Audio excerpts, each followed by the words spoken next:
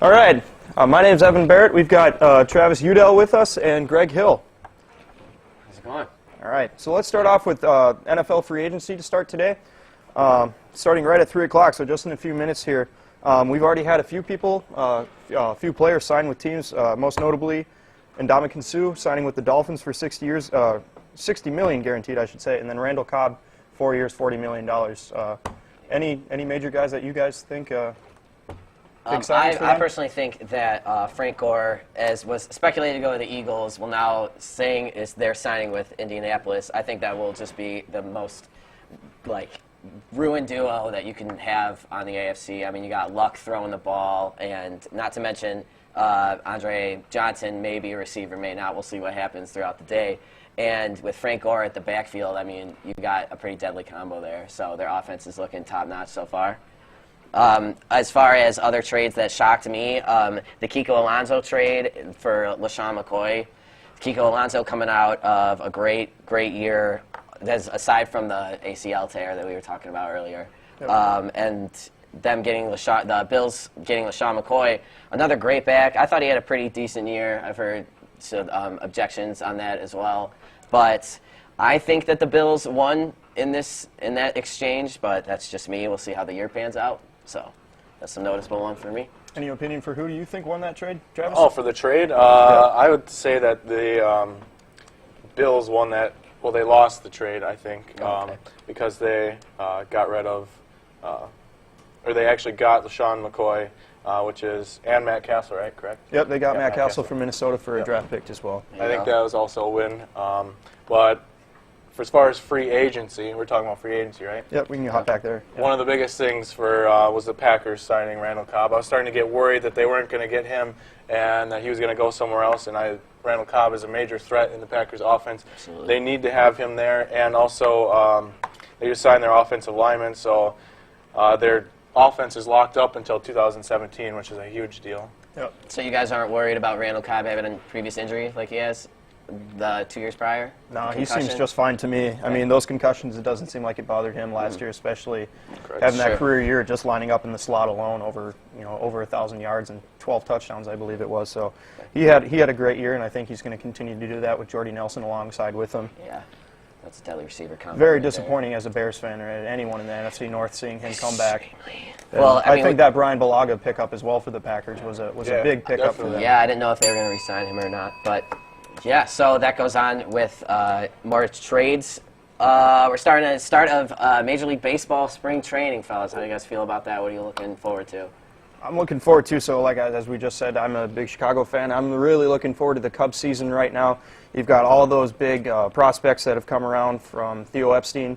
You picked up Chris Bryant, and then you've got Javier Baez, who already crushed a few home runs. Just got to get that strikeout rate down. Between the Cubs, and then you've got San Diego, who's also another big team who's spending a lot of money on those free agents, and then even Washington. How they've kept all their core guys being good. I think that the spring training and all of the season for those three teams, I think those are teams to look out for this year.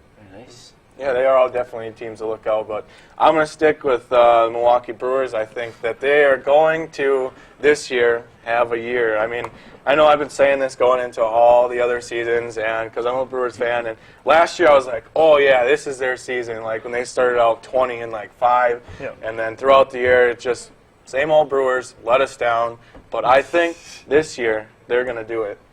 So same start, just a little bit different, no collapse this year for them? Yeah, I'm thinking that they are going to have the same start and hopefully not have that collapse, because I don't know if I can go through another collapse like we had last year. I mean, you are sitting next to two Chicago fans, so... 100-plus year drought now, come on now. Yeah, 100-plus, yeah. Yeah, there you go. That's what you're looking for. I've been keeping my eye a little bit on the Detroit Tigers. I know they're coming off a pretty gnarly year.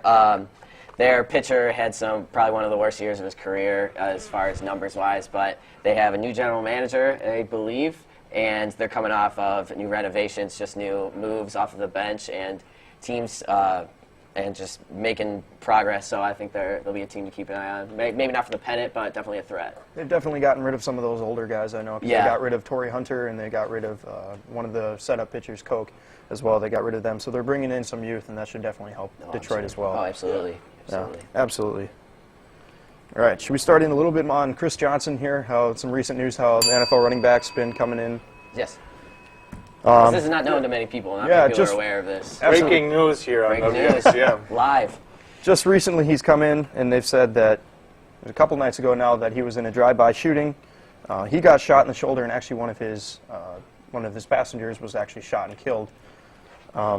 Any opinions on just how this could affect his career and his public persona? Well, I mean, gunshot wound is nothing to take lightly, especially in an NFL career. And I mean, coming off of Chris Johnson not having the best career last season, still, again, you have to look forward to, you have to be concerned for something as potentially harmful, even career-wise in the long shot, as a gunshot wound. Did they say that he needs surgery or anything? Or I believe they did have some surgery, but he's already been released, taken care of, and he's been released from the hospital already. Okay.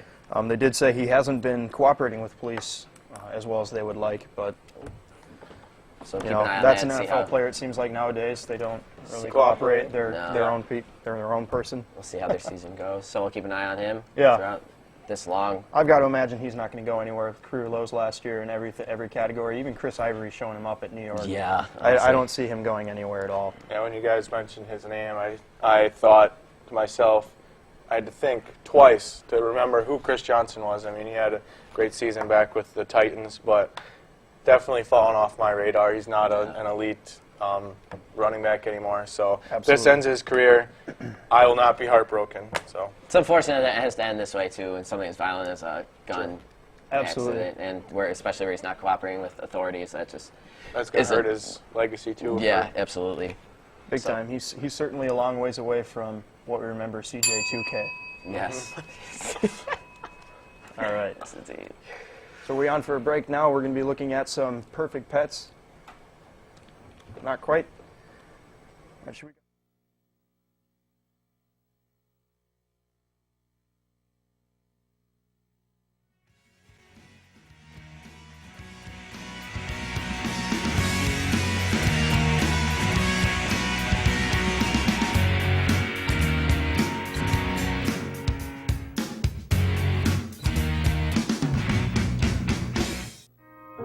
This is Flurry.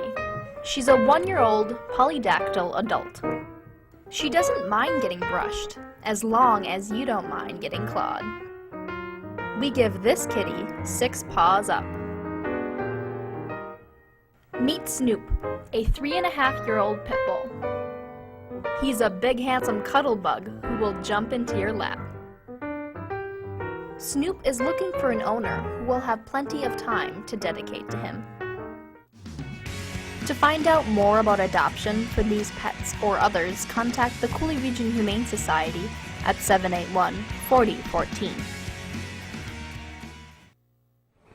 All right, and once again, that number for the Cooley Region Humane Society is 781-4014. All right, so now we're going to be looking at some NBA talk. We're looking more specifically at the NBA MVP. Who do you guys got for your favorite so far? Well, my favorite, I think, by far is Steph Curry.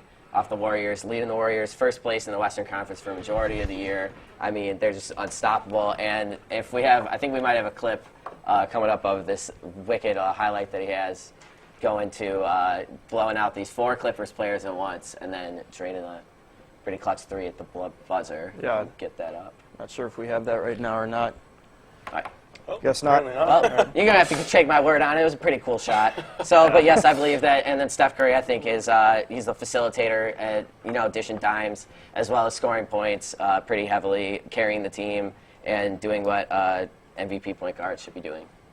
I agree with you that Steph Curry is one of the best players in the country right now. But my NBA MVP is Russell Westbrook. Just because of what he's been doing lately. He has been just dominating with Kevin Durant out. He's been taking that team and keeping them in the playoff race and keeping them doing what they need to be doing to stay fresh. I mean, them too, when Kevin Durant gets back and he gets healthy, we're going to be having a tough time defending them too if Westbrook keeps going in his groove like he's been going in. Absolutely. Absolutely. I couldn't agree more. The only thing I dig Russell Westbrook and everything, but I mean, I don't understand how you can drop up to 6 triple-doubles in a row and your team still ends up losing like 106 to 98 or something like that. Yeah, it's true. I mean, I'm not taking anything away from Westbrook. He's an amazing point guard. He's an amazing leader, but I just don't understand like with a team around him like how you can not win when you're jumping those kind Yeah, of numbers. that's true. They That really just are goes to missing show. KD. Yeah, big it just time. goes to show how big of a factor Kevin Durant is in this team, and what he needs to, what they need him in that lineup, and in order to get the W. I mean, who does care if Russell Westbrook scores 40 points, triple double? I mean, in the end, all that really matters is you get that winner. An L is a loss. You just got to look through, just even without that massive effort from Westbrook with those 40 points, and you still lose. How little of a team that they would be without him and that what makes MVP. Absolutely. Yep. All right, so looking at some playoff and championship picks, who do you guys got for the NBA Finals coming in?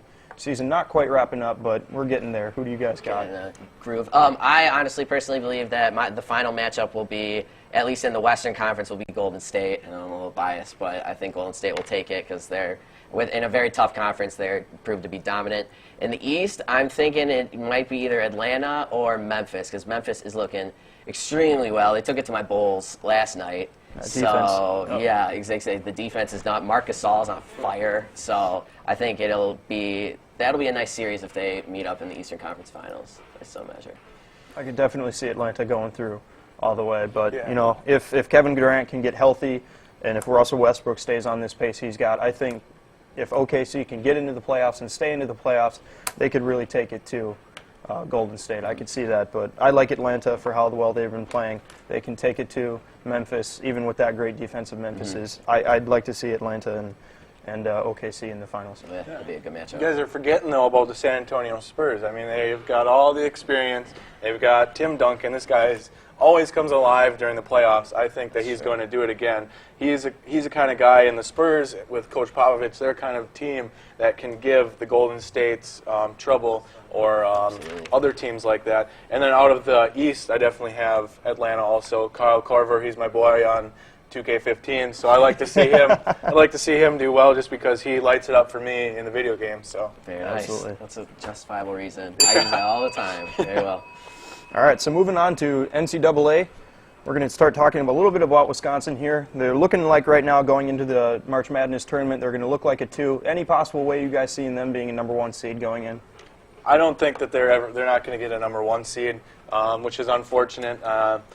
In my opinion, though, being a number 1 seed is bad because everyone is out to get you. Everyone wants to knock off the number 1 seed, and when you have that number 1 seed, there seems to be always this demon on your back that you're out to do something, you're going to lose. But them being a 2 seed right now is also not good because they're going to be in Kentucky's regional, which is tough. And we'll talk about a little later about Kentucky and what they're doing this year.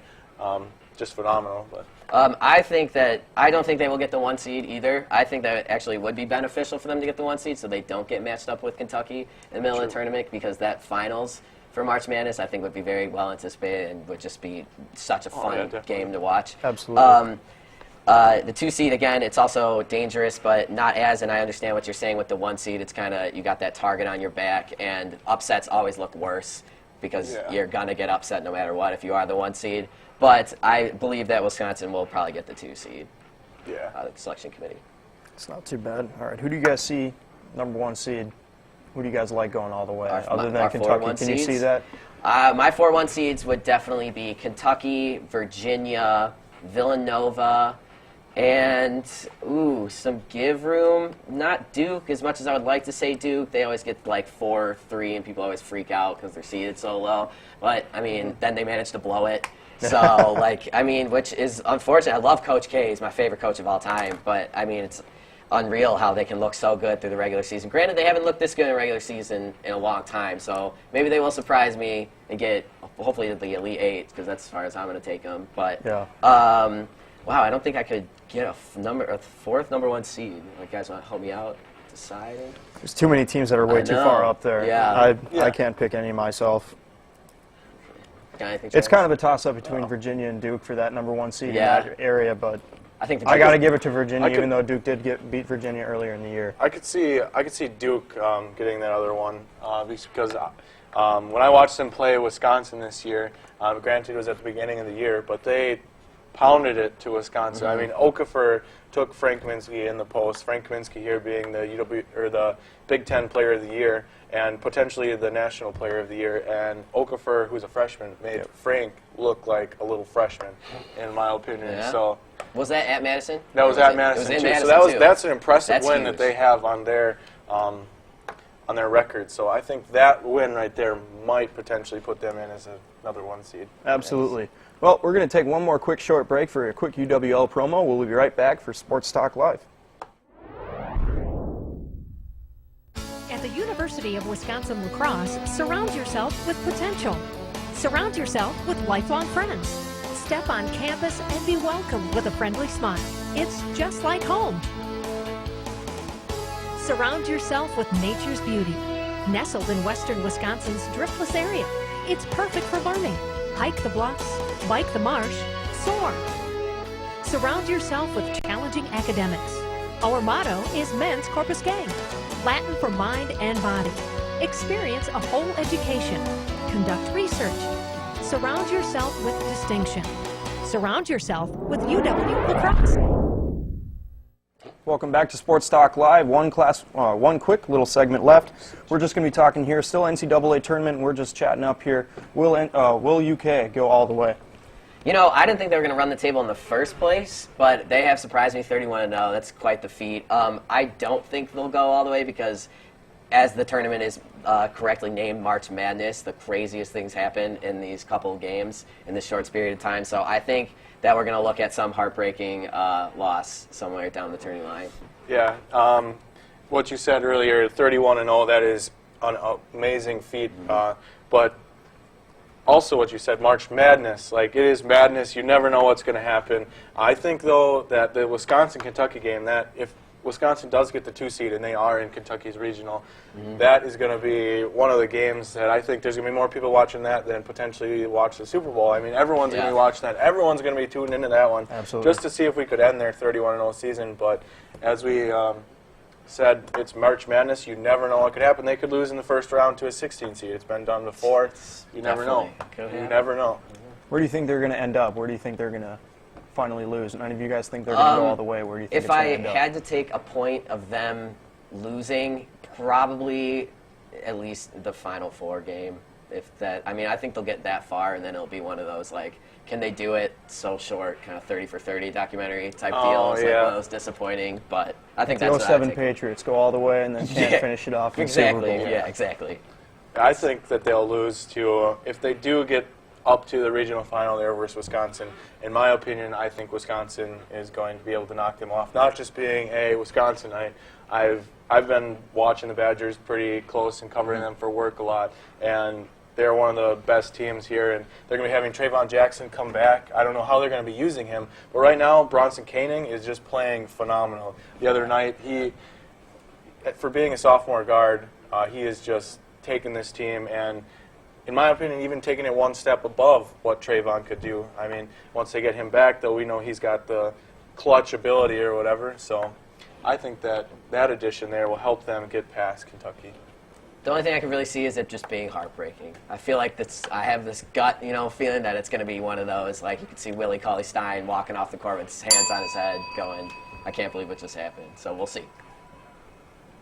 All right. Well, any quick last-minute words between you two?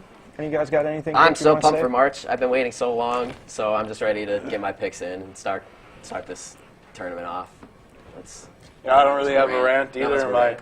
I have a rave to the weather that's going on right now. I mean, I'm a big fan of spring, and being able to walk outside in khaki shorts and a T-shirt is just amazing. Quite a treat. I guess I'll add my quick little rant in here. Very disappointed in the Chicago Bears here. I know we didn't get to talk about it quick in the trades there, but you trade away Brandon Marshall for a 5th-round pick. It's a little disappointing. I'm heartbroken. You get rid of Marshall, you don't get rid of Cutler. If you get rid of one, you got to get rid of both, otherwise keep them both. But what can you do? It's not my choice. I think I'm going to miss Marshall's little edge on his shoulder, too. He revitalized that whole position for the Bears, and he's all done. He's all gone. I don't know. Hopefully Jeffrey can take over and finally prove to someone he's a number 1 seed or a number 1 receiver. But until then, I can't see it happening. I can't see the Bears winning the division, so I don't see it this year, not anymore. Yeah, I mean, as the division. Unless the holy John Fox, please comes through for us. And That is a good. What they've done with the coaching staff here in the off season has been phenomenal. this is not in my some guy opinion. from Canada. We know this guy can coach. Yeah, we know who he is, what he's done with the Broncos, and So- what he's done. He was in Carolina before that, right? Yep, he was Yes. with Carolina What before. he's done with them, and this guy, he's a good coach, and hopefully he can turn around the Bears. But I don't want him to turn so around the he Bears. can. But Honestly, I was not a big fan of the John Fox pickup, but you know we got Fangio, Niners D coordinator, so I'm pretty happy about that. But we're all done here for today. Thanks for joining us with Sports Talk Live. It's been Evan Barrett, Travis Judell, and Greg Hill. Thank you.